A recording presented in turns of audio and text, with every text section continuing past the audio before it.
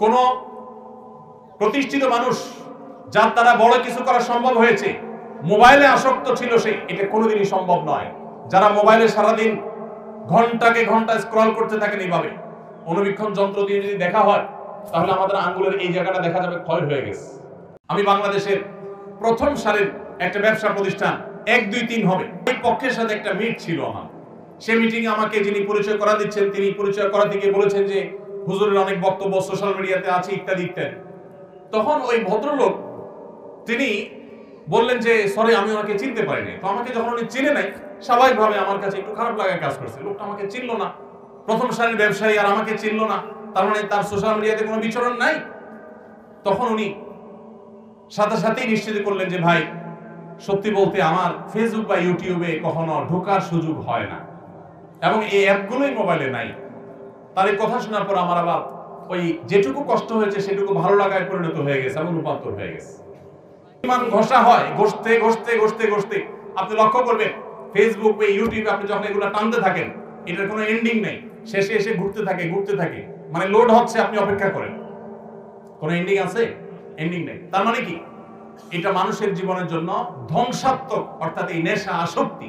আপনি social media ব্যবহার করেন, মোবাইলকে আপনি ব্যবহার করেন, মোবাইল যদি আপনাকে ব্যবহার করে তাহলে আপনার ধ্বংস নিশ্চিত। কোনোভাবেই আপনি মোবাইলের আসক্তি থেকে বের হতে না পারলে আপনার জীবনে ভালো কিছু করা সম্ভব হবে না। সবাই মোবাইলের আসক্তি থেকে বের হয়ে আসবো তো ইনশাআল্লাহ।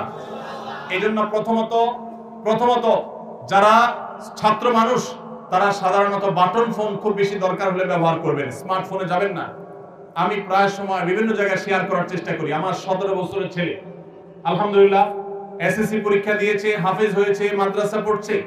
আমার এই ছেলে তার কোনো ফোন নাই, কোচিং এ যায়, পড়তে যায়, তার কোনো ফোনের প্রয়োজন হয় না।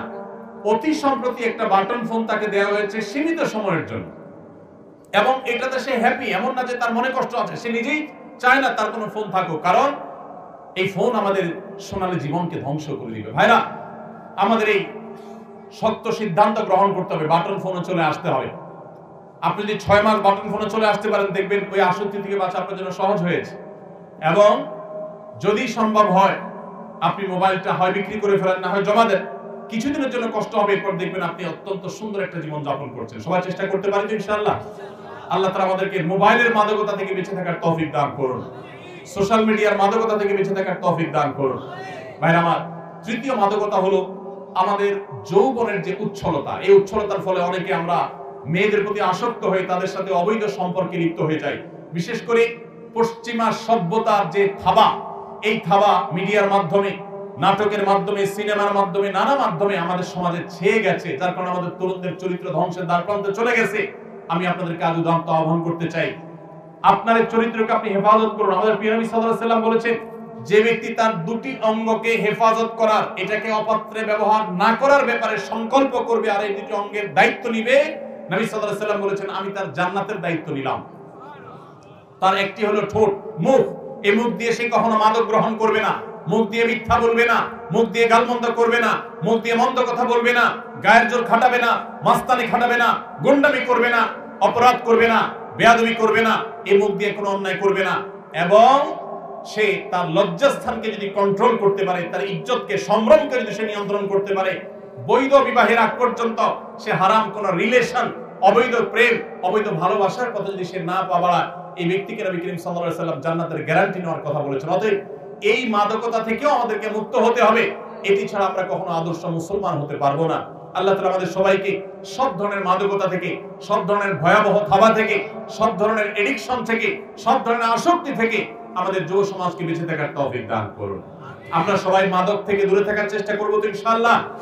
মনে রাখবেন 5 ওয়াক্ত নামাজে যদি আপনি অভ্যস্ত হন, সৎ সঙ্গী যদি আপনি অবলম্বন করেন, মোবাইল ফোনের নেশা থেকে যদি আপনি বেঁচে থাকতে পারেন, তাহলে এই 3টি কাজ আপনার ক্যারিয়ারকে সুন্দর করবে, আপনার পারিবারিক বন্ধনকে মজবুত করবে, আপনার ভবিষ্যৎকে উজ্জ্বল করবে এবং আপনাকে ভালো মানুষ হতে সাহায্য করবে।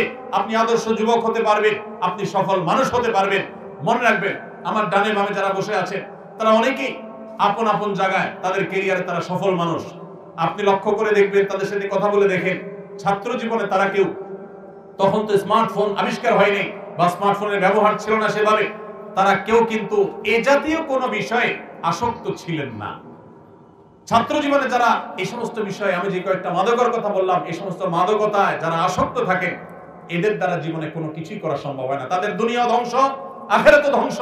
একটা সময় আফসোস করে তখন আর ব্যাক করার, পেছনে আসার কোনো সুযোগ থাকে না। আপনি যত সফল মানুষ দেখবেন তারা পড়াশোনা করেছেন, ছাত্র জীবনে মনোযোগ দিয়ে সামাজিক কাজ করেছেন। আপনারা যুবক, এটি একটা যুব কল্যাণ সংঘ, রেজাকপুর মানব কল্যাণ যুব সংঘ।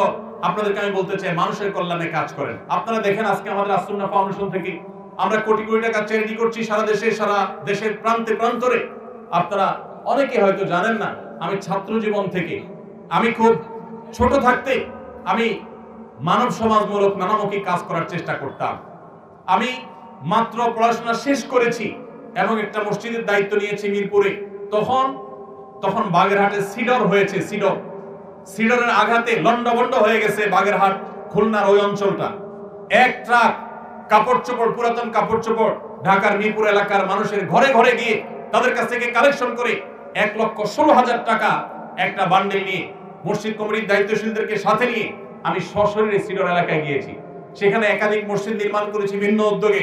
আর এই টাকাগুলো আমরা এবং এই কাপড় চোপড়গুলো সেখানে বিতরণ করেছি, খাদ্য বিতরণ করার চেষ্টা করেছি। ভাইরা আমার, আপনারা যারা বয়সে তরুণ, আপনাদেরকে আমি বলবো, আপনার রাস্তাঘাট কালভার্ট যদি ভেঙে যায়, স্ব উদ্যোগে স্বেচ্ছাসেবা দিয়ে, নিজের শ্রম দিয়ে সেটাকে ঠিক করার জন্য, মেরামত করার জন্য আপনারা উদ্যোগ নেন। আপনারা গরিব মানুষ, সবাই মানুষ কারা আছে তাদের অভাব দূর করবার জন্য উদ্যোগ নেন। এই যে কোরবানির ঈদ আসছে, কারা গরিব মানুষ তাদের বাসায় কোরবানি হচ্ছে না, তাদের বাসায় কোরবানি গোশত পৌঁছে দেওয়ার জন্য উদ্যোগ গ্রহণ করেন। আপনারা যখন এরকম সমাজমুখী উদ্যোগ গ্রহণ করবেন, মাদক এবং এই জাতীয় যে সমস্ত অভিশাপ আমাদের সমাজকে চোখ রাঙাচ্ছে, কিশোর গ্যাংয়ের যে অপরাধ চক্র আমাদেরকে চোখ রাঙাচ্ছে, ইনশাআল্লাহ এই অপরাধ ধুয়ে মুছে আমাদের সমাজ থেকে পরিষ্কার হয়ে যাবে। অতএব আপনারা সবাই এই মানবিক এবং সামাজিক কাজগুলো করতে প্রস্তুত আছেন তো ইনশাআল্লাহ? আল্লাহ তাআলা আমাদের সবাইকে মাদককে না বলে কোরআনের পথে, সুন্নাহর পথে, ইসলামের পথে আসার তৌফিক দান করুন। 5 ওয়াক্ত নামাজ সবাই জামাতের সাথে পড়বেন তো ইনশাআল্লাহ? সকল প্রকার খারাপ বন্ধু আজকেই আপনার লিস্ট থেকে ডিলিট করে দিবেন, ঠিক আছে তো ইনশাআল্লাহ? এবং তাতে যত কষ্ট হয় হোক, এক সময় দেখবেন আপনি এটার জন্য অনেক বেশি আনন্দিত হবেন। আল্লাহ তাআলা আমাদের সবাইকে আমলের তৌফিক দান করুন।